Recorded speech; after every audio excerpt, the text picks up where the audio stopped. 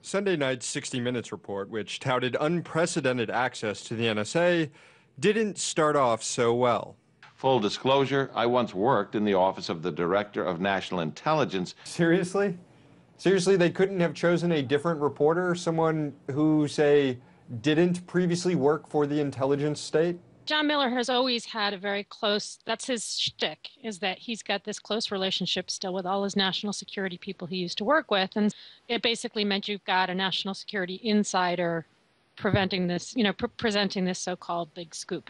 But the compromised reporter really is the perfect setup for what followed next, a PR job for the NSA. And since it was a PR job, the NSA was spared tough questions and given a platform to distort the claims made against the agency by the Edward Snowden documents. NSA can only target the communications of a U.S. person with a probable cause finding under a specific court order.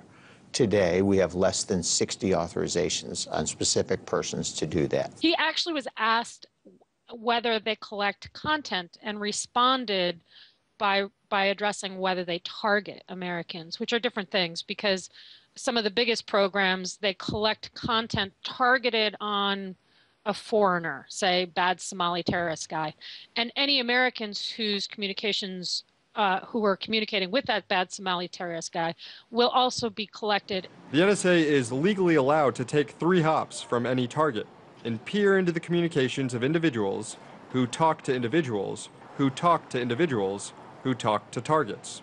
That could include millions of people, including Americans. And then there are other ways. We know, for example, that the NSA collects email directly from telecom switches in the United States, and we know that every year they may collect as much as 56,000 Americans' emails.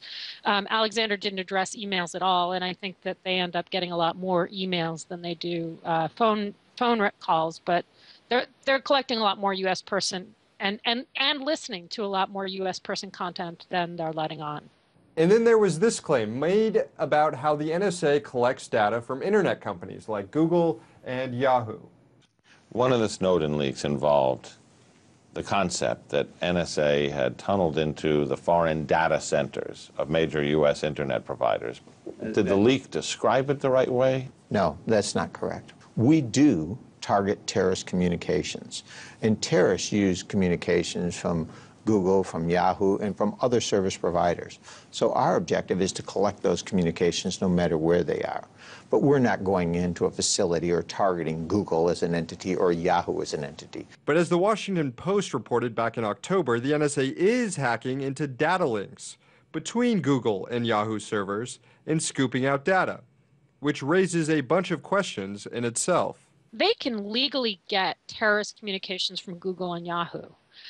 It's not clear they can legally get, for example, financial intelligence from Google and Yahoo. One of the reasons they would have to go overseas to break into Google and Yahoo's communication cables is that they're doing stuff beyond what the FISA court would approve. But softballs and soapboxes weren't the only favors handed out by 60 Minutes Sunday night.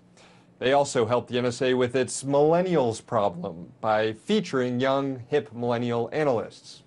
And 60 Minutes devoted a good chunk of their report to bashing Edward Snowden.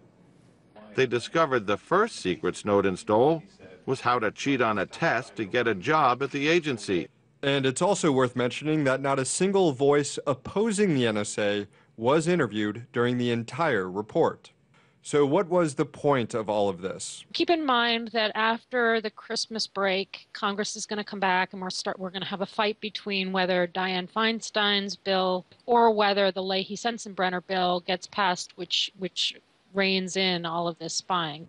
So last night's 60 Minutes report was less about giving Americans answers and more about giving the NSA a chance to fire the opening salvo in what could be a pivotal legislative fight next year.